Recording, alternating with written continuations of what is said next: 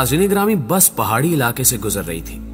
अचानक बिजली चमकी, बस के करीब आई और वापस चली गई। बस आगे बढ़ती रही। आध घंटे बाद बिजली दोबारा आई, बस के पिछले हिस्से की तरफ लपकी, लेकिन वापस चली गई।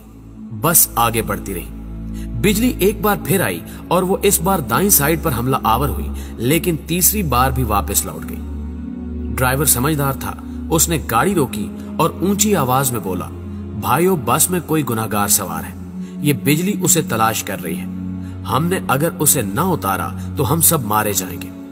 बस में सरासीमगी फैल गई और तमाम मुसाफिर एक दूसरे को शक की नजरों से देखने लगे। ड्राइवर ने मशवरा दिया, सामने पहाड़ के नीचे दरख्त है, हम तमाम एक एक करके उतरते हैं और उस दरख्त के नीचे खड़े हो जाते हैं। हम में से जो गुनाहगार होगा, बिजली उस पर गिर जाएगी और बाकी लोग बच जाएंगे। ये तजवीज काबिल अमल थी। तमाम मुसाफिरों ने इत्तेफाक किया। ड्राइवर सबसे पहले उतरा और दौड़कर दरख्त के नीचे खड़ा हो गया। बिजली आसमान पर चमकती रही, लेकिन वो ड्राइवर की तरफ नहीं आई। वो बस में वापस चला गया। दूसरा मुसाफिर उतरा और दरख्त के नीचे खड़ा हो गया। बिजली ने उसकी तरफ भी तवज्जो नहीं दी। तीसरा मुसाफिर भी साफ बच गया। यूं मुसाफिर आते रहे, दरख्त के नीचे खड़े होते रहे और वापस जाते रहे, यहां तक कि सिर्फ एक मुसाफिर बच गया। ये गंदा मजहूल सा मुसाफिर था। कंडक्टर ने उसे तरस खाकर बस में सवार कर लिया था। मुसाफिरों ने उसे बुरा भला कहना शुरू कर दिया। लोगों का कहना था कि हम तुम्हारी वजह से मौत के मुंह पर बैठे हैं, तुम फौरन बस से उतर जाओ। वो उससे उन गुनाहों की तफसील भी पूछ रहे थे जिनकी वजह से एक अजियतनाक मौत उसकी मुंतजिर थी। वो मुसाफिर उतरने के लिए तैयार नहीं था, लेकिन लोग उसे हर कीमत पर बस से उतारना चाहते थे। मुसाफिरों ने पहले उसे बुरा भला कहकर उतरने का हुक्म दिया, फिर उसे प्यार से समझाया और आखिर में घसीट कर उतारने लगे। वो कभी किसी सीट की पुष्ट पकड़ लेता था, कभी किसी राड के साथ लिपट जाता और कभी दरवाजे को जप्फा मार लेता, लेकिन लोग बाज ना आए। उन्होंने उसे जबरदस्ती घसीट कर उतार दिया। ड्राइवर ने बस चला दी। बस जो ही गुनाहगार से चंद मीटर आगे गई, धाड़ की आवाज आई, बिजली बस पर गिरी और तमाम मुसाफिर चंद लम्हों में जलकर भस्म हो गए। वो गुनहगार मुसाफिर 2 घंटों से मुसाफिरों की जान बचा रहा था। नाज़रीन ग्रामी, मुझे किसी साहब ने एक दिलचस्प वाकया सुनाया। वो तुर्की के रास्ते यूनान जाना चाहते थे। एजेंट उन्हें तुर्की ले गया। ये अजमेर शहर से दूसरे लोगों के साथ बर्फबारी का इंतजार करने लगे। सर्दियां यूरोप में दाखिले का बेहतरीन वक्त होता था। बर्फ की वजह से सिक्योरिटी एहलकार मोर्चों में दुबक जाते थे। बॉर्डर पर गश्त रुक जाता था और एजेंट लोगों को कश्तियों में सवार करते थे और उन्हें यूनान के किसी साहिल पर उतार देते थे। ये एजेंटों की आम प्रैक्टिस थी। उन साहब ने बताया कि हम तुर्की में एजेंट के डेरे पर पड़े थे। हमारे साथ गुजरांवाला का एक गंदा सा लड़का था। वो नहाता भी नहीं था और दांत भी साफ नहीं करता था। उससे खौफनाक बू आती थी। तमाम लोग उससे परहेज करते थे। हम लोग दिसंबर में कश्ती में सवार हुए। हम में से कोई शख्स उस लड़के को साथ नहीं ले जाना चाहता था। हमने उसे रोकने की कोशिश की, लेकिन वो रोना शुरू हो गया। एजेंट के पास वक्त कम था, चुनांचे उसने उसे ठुड्डा मारकर कश्ती में फेंक दिया। कश्ती जब यूनान की हदूद में दाखिल हुई तो कोस्ट गार्ड एक्टिव थे। यूनान को शायद हमारी कश्ती की मुखबरी हो गई थी। एजेंट ने मुख्तलिफ रास्तों से यूनान में दाखिल होने की कोशिश की, मगर हर रास्ते पर कोस्ट गार्ड थे। इस दौरान उस लड़के की तबीयत खराब हो गई। वो उल्टियां करने लगा। हमने एजेंट से एहतजाज शुरू कर दिया। एजेंट टेंशन में था, उसे गुस्सा आ गया। उसने 2 लड़कों की मदद ली और उसे उठाकर यख पानी में फेंक दिया। वो बेचारा डुबकियां खाने लगा। हम आगे निकल गए। हम अभी आध किलोमीटर आगे गए थे कि हम पर फायरिंग शुरू हो गई। एजेंट ने कश्ती मोड़ने की कोशिश की। कश्ती अपना तवाजुन बरकरार न रख सकी और वो पानी में उलट गई। हम सब पानी में डुबकियां खाने लगे। मैंने खुद को सर्दी, पानी और खौफ के हवाले कर दिया। मेरी आंख खुली तो मैं अस्पताल में था। मुझे अमले ने बताया कि कश्ती में सवार तमाम लोग मर चुके हैं, सिर्फ 2 लोग बचे हैं। मैंने दूसरे शख्स के बारे में पूछा। डॉक्टर ने मेरे बेड का पर्दा हटा दिया।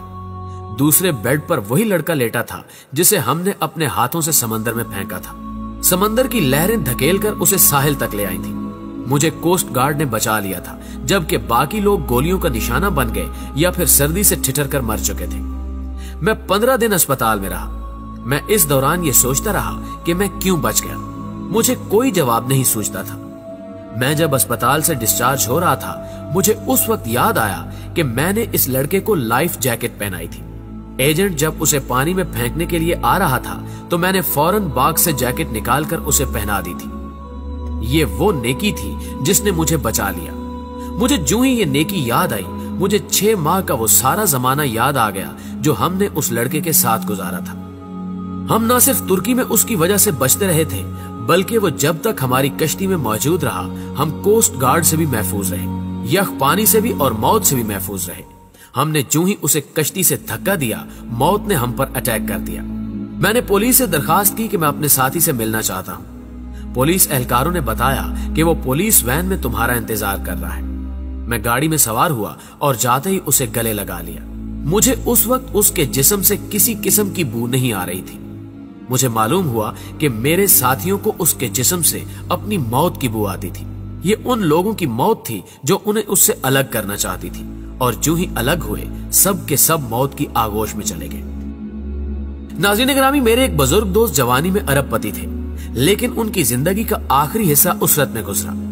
मुझे उन्होंने एक दिन अपनी कहानी सुनाई। उन्होंने बताया कि मेरे वालिद मिल में काम करते थे, गुजारा मुश्किल से होता था। उनका एक कजन माजूर था। कजन के वालिदैन फौत हो गए, उसके आगे पीछे कोई नहीं रहा। मेरे वालिद को तरस आ गया और वो उसे अपने घर ले आए। हम 5 बहन भाई थे। घर में गुर्बत थी और ऊपर से एक माजूर बच्चा सर पर आ गया। वालदा को वो अच्छे नहीं लगते थे। वो सारा दिन उन्हें कोसती रहती थी।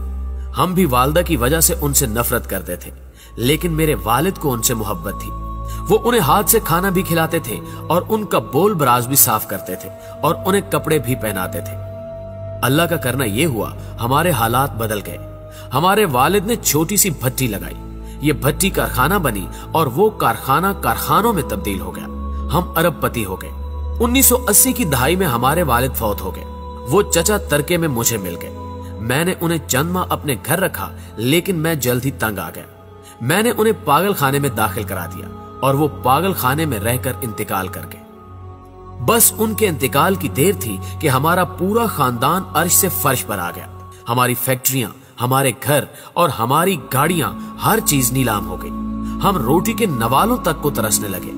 हमें उस वक्त मालूम हुआ कि हमारे माजूर चचा हमारे रिज्क की जमानत थे। हम उनकी वजह से मोहल्लों में जिंदगी गुजार रहे थे। वो गए तो हमारी जमानत भी खत्म हो गई। हमारे महल हमसे रुखसत हो गए और हम सड़क पर आ गए। प्यारे दोस्तों, ये तीनों वाकयात आपके लिए हैं। हम नहीं जानते कि हम किन लोगों की वजह से जिंदा हैं, हम किन की वजह से कामयाब हैं और हम किन की बदौलत मोहल्लों में जिंदगी गुजार रहे हैं। हम ये भी नहीं जानते कि हम किसको बस से उतारेंगे, हम किसको कश्ती से बाहर फेंकेंगे और हम किसके खाने की प्लेट उठाएंगे, और वो शख्स हमारा रिज्क, हमारी कामयाबी और हमारी जिंदगी साथ ले जाएगा। हम हरगिज नहीं जानते, लिहाजा हम जब तक उस शख्स को पहचान नहीं लेते, हमें उस वक्त तक किसी को बस, कश्ती और घर से निकालने का रिस्क नहीं लेना चाहिए, क्योंकि हो सकता है हमारे पास जो कुछ हो वो सब कुछ उस शख्स का हो, और अगर वो चला गया तो सब कुछ चला जाए। हम न रहे, मट्टी का ढेर बने।